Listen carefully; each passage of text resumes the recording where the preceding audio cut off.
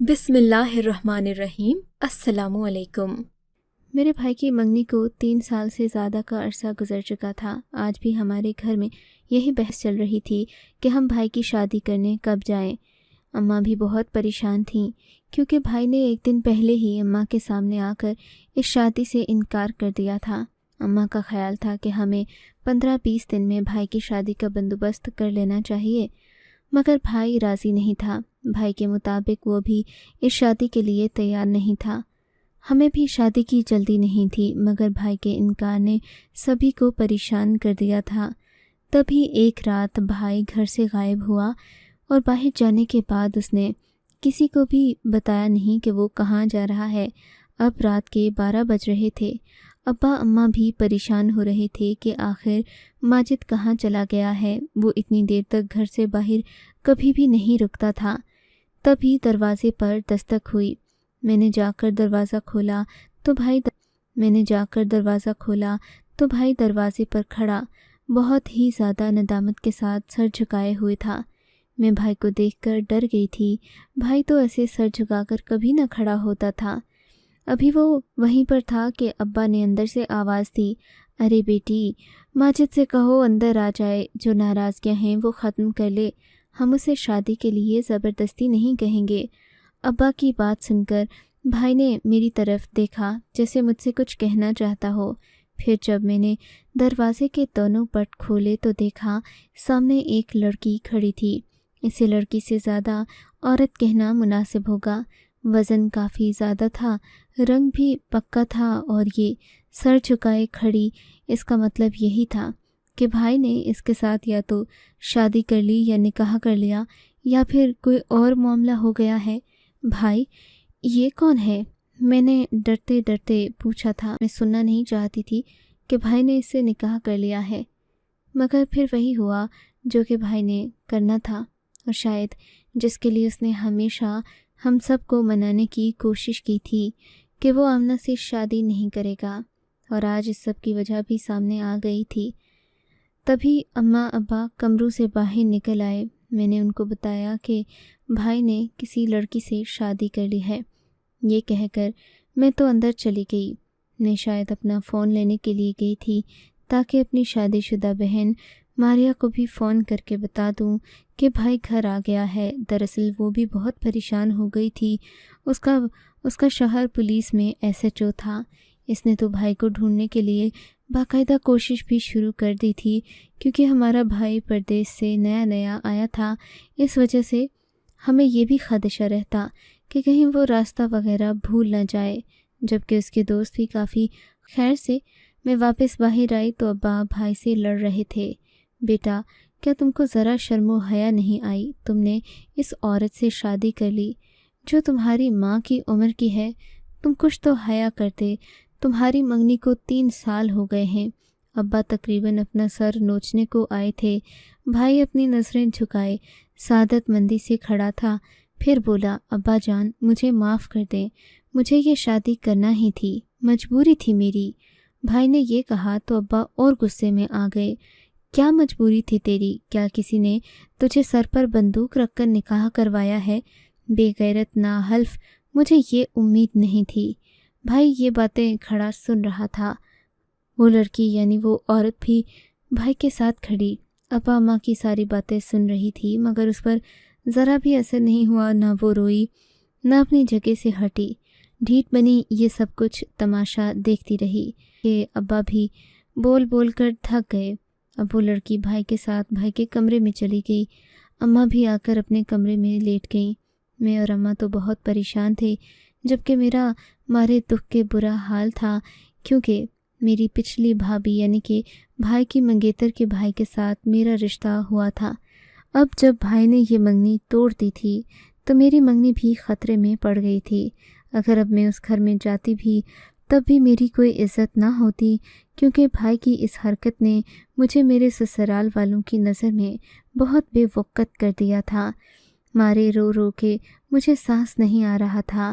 میں نے سوچا میں اسفندیار علی سے بات کروں۔ اسفندیار علی میرا منگیتر تھا، میری اور اس کی روزانہ بات ہوتی، لیکن وہ اپنی بہن سے بہت محبت کرتا تھا۔ اگر اسے یہ بات پتہ چلتی تو یقیناً وہ اسی وقت رشتہ توڑ دیتا۔ میں نے اسفندیار علی کو کال کی، اس سے آخری بار بات کی۔ وہ مجھ سے بہت خوش تھا، شادی کی باتیں کر رہا تھا۔ تبھی میں نے اسے بھائی کے بارے میں بتا دیا۔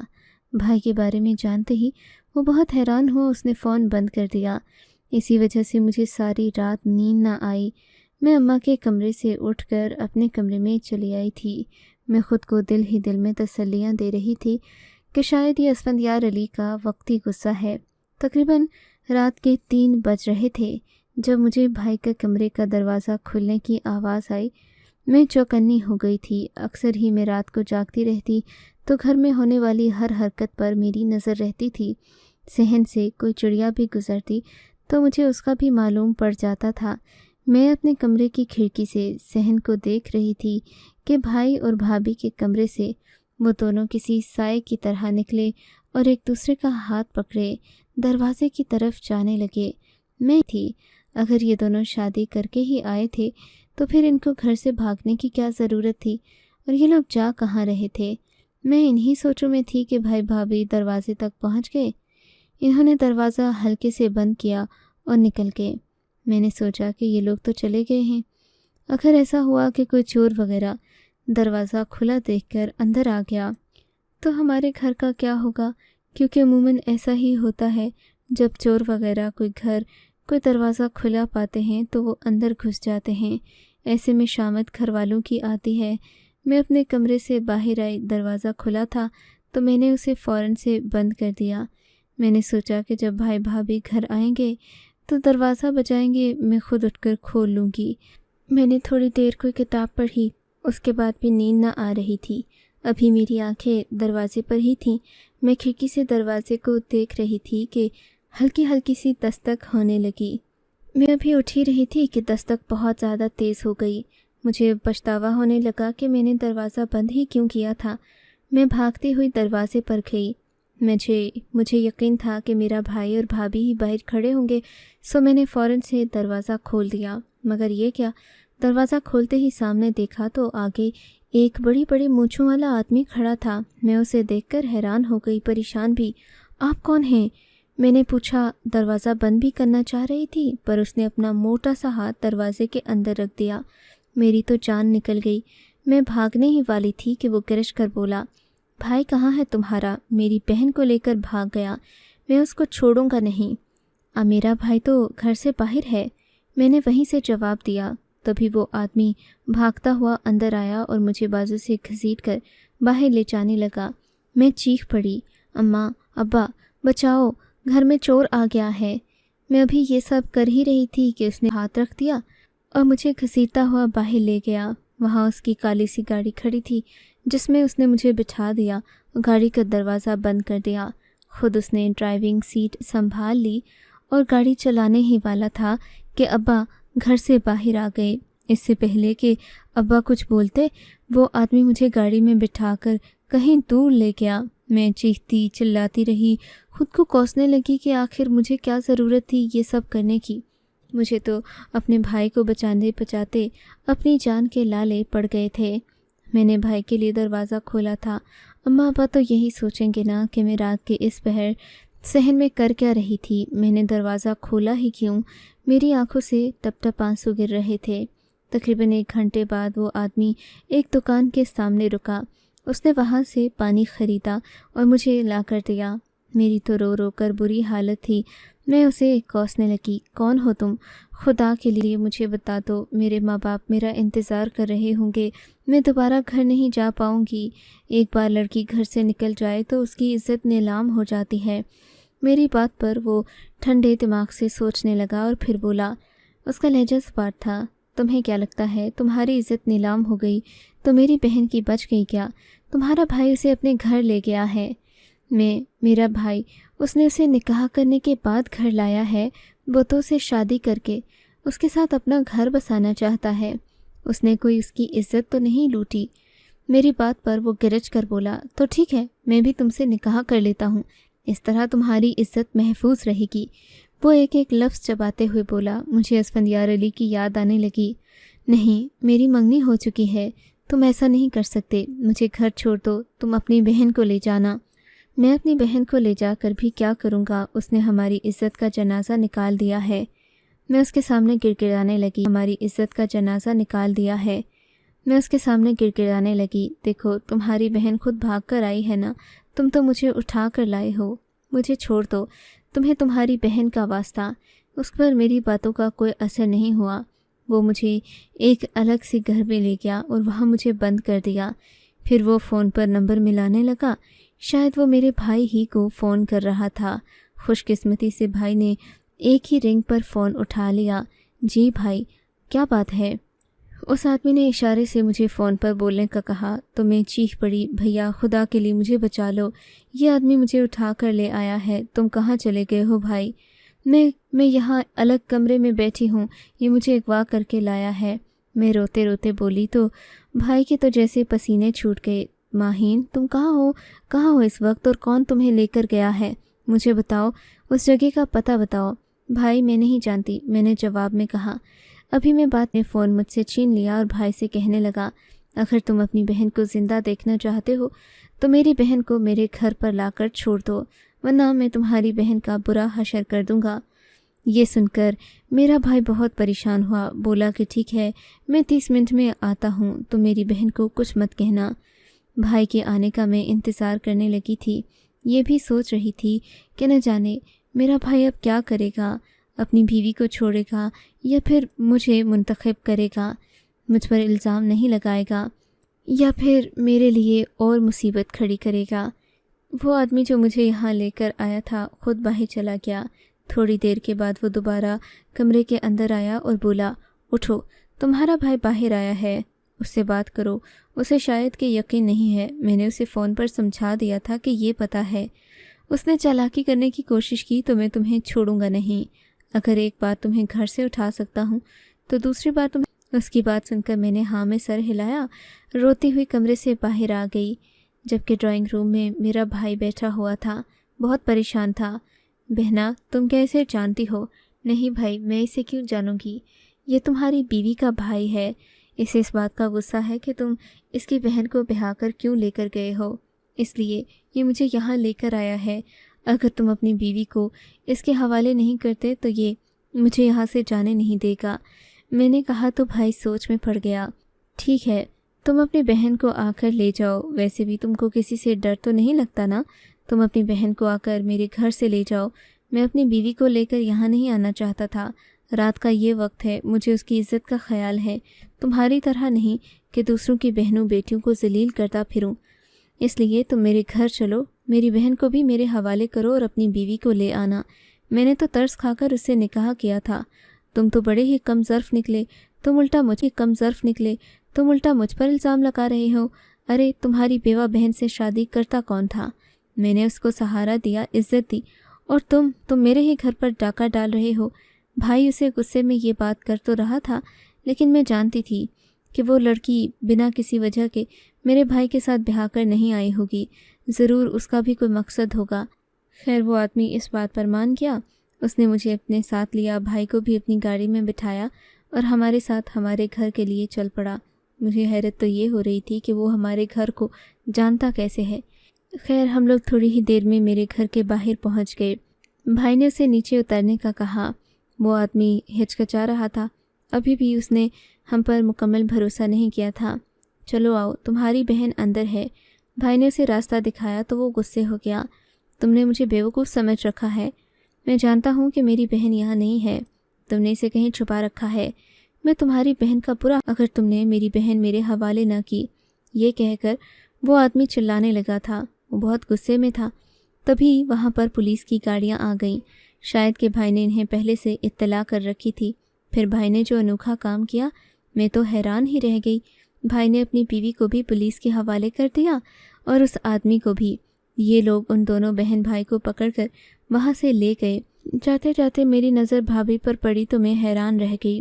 ابھی وہ بہت جوان اور خوبصورت لگ رہی تھی، بالکل جیسے ایک نوجوان عمر کی عورت ہوتی ہے۔ مجھے یقین نہیں آیا کہ ایسا بھی ہو سکتا ہے، کوئی ایک رات میں اتنا کیسے بدل سکتا ہے۔ یہ سب تماشا دیکھ کر محلے والے، میرے ابا جان، امی لوگ، سب لوگ باہر آ گئے۔ اب تک پولیس کی گاڑیاں ان دونوں کو لے کر جا چکی تھیں۔ میرا بھائی گھر کے اندر آیا۔ میں اس سے بار بار پوچھ رہی تھی کہ تم نے اپنی بیوی کو پولیس والوں کے ساتھ کیوں بھیج دیا، مگر وہ کسی بات کا جواب نہیں دے رہا تھا۔ ہم لوگ گھر آئے تو بھائی نے جلدی سے مجھے کہا کہ تم ٹارچ لے کر اوپر چھت پر آ جاؤ۔ میں بھی بھائی کے ساتھ اوپر گئی۔ دیکھا تو بھائی ٹینکی میں کچھ تلاش کر رہا تھا، پھر ادھر ادھر بھی ٹارچ لگا کر دیکھتا رہا۔ واپس نیچے آیا، ہر چیز کو ٹٹول کر دیکھنے لگا۔ کیا دیکھ رہے ہو بھائی؟ کس بات کی پریشانی ہے؟ کچھ تو بتاؤ۔ تم نے اپنی بیوی کو 3 گھنٹے پہلے لایا تھا، اب تم اسے تھانے بھیج رہے ہو؟ تم کیسے بھائی ہو؟ تم کیسے شوہر ہو؟ میں بھائی کو لعنت ملامت کر رہی تھی کہ وہ غصے سے چیخ پڑا۔ جس بات کا پتہ نہ ہو اس میں بولا مت کرو، ابھی جاؤ، جا کر سو جاؤ، صبح بات ہوگی۔ بھائی یہ کہہ کر اپنے کمرے میں چلا گیا۔ اماں ابا تو پہلے ہی بھائی سے ناراض تھے، نہ ہی وہ پولیس والے تماشے پر کچھ بولے، نہ ہی انہوں نے بھائی سے کچھ پوچھا۔ شاید کہ وہ تنگ آ گئے تھے۔ بھائی نے اپنی زبان دے کر انہیں ذلیل و رسوا کیا تھا۔ اب وہ بھائی سے جو بات پوچھتے بھی تو ان کی آنکھوں میں مایوسی نظر آتی۔ میں نے بھائی کو لاکھ بار منع کیا، اماں ابا کا دل دکھانا کوئی اچھی بات نہیں ہے، مگر بھائی نے میری ایک نہ سنی اور اپنے کمرے میں چلا گیا۔ اس نے امی ابا سے معافی بھی نہیں مانگی۔ صبح ہوئی تو اماں ابا مجھ سے پوچھنے لگے کہ کیا ہوا تھا، رات کو پولیس کیوں آئی تھی، ہم محلے والوں کو کیا جواب دیں گے؟ میں نے کہا وہ لوگ مجھے پکڑ کر لے گئے تھے، آپ لوگ بھی تو جانتے ہی ہوں گے کہ میرے ساتھ کیا ہوا ہے۔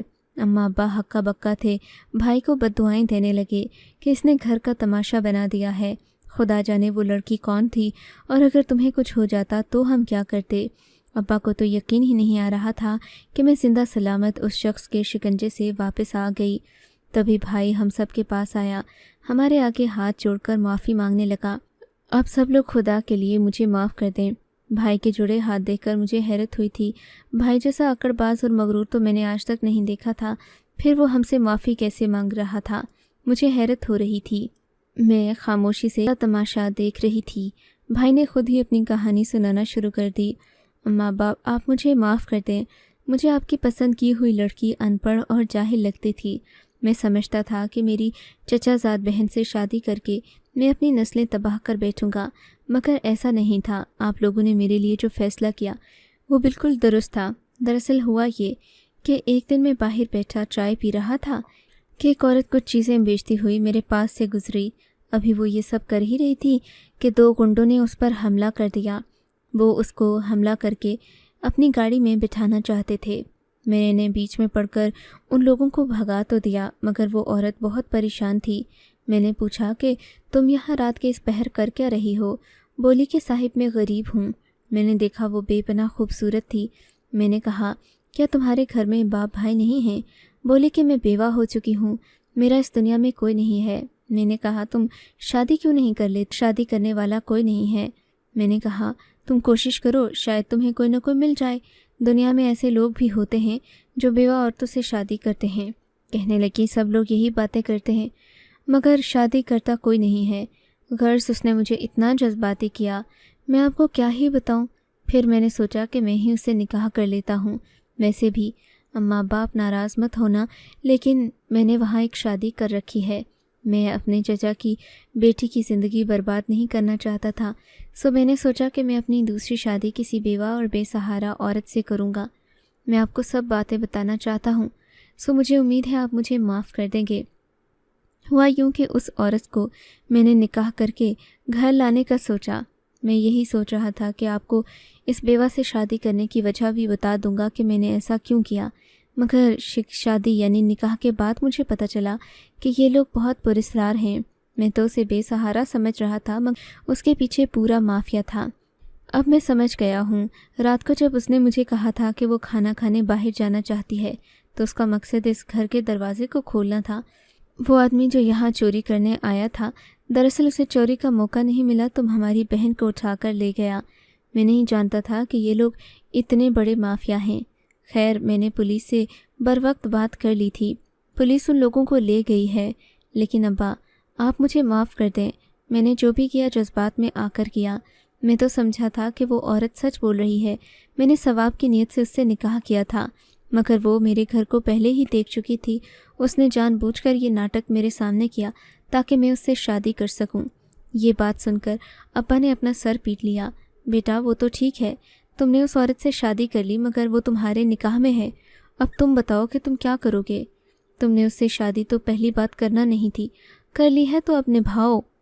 अब्बा की बात सुनकर अब्बा की बात सुनकर भाई सोच में पड़ गया। अब्बा, आपको क्या लगता है, इस औरत ने सिर्फ मुझसे निकाह किया है? इसने पहले भी 3-4 निकाह कर रखे हैं। निकाह पर निकाह होता ही नहीं है। ये बात मुझे पुलिस पहले ही बता चुकी है। आप फिक्र नहीं करें, इन औरतों को पुलिस ही ठीक कर सकती है। और हाँ, अब मैं हमारे घर के बाहर एक चौकीदार रखूँगा, क्योंकि हमारे घर को कुछ खतरात लाहक हैं। ये सुनकर मैं बहुत परेशान हो गई। अब तो मेरा घर से निकलना बंद होने वाला था, मगर भाई की एक गलती की सज़ा हम सबको भुगतना पड़ी। खुदा का शुक्र, चचा को और चचा की बेटी को इन सब बातों की खबर नहीं हुई थी। अभी तक सिर्फ बात मंगनी टूटने तक थी, जिसे अम्मा अब्बा की मिन्नतों ने वापस से अपनी जगह पर ला खड़ा किया। हम 2 ख़ानदान फिर से जुड़ गए, मगर भाई की इस बेवकूफ़ी पर अगर अल्लाह पर्दा न डालता तो न जाने हम सबका। आपको अगर ये कहानी अच्छी लगी है तो इस वीडियो को लाइक कीजिए और इस तरह की मज़ीद कहानियाँ सुनने के लिए हमारे चैनल को ज़रूर सब्सक्राइब कीजिए। कहानी सुनने का शुक्रिया। आपसे मुलाकात होगी अगली वीडियो में। तब तक के लिए अल्लाह हाफ़िज़।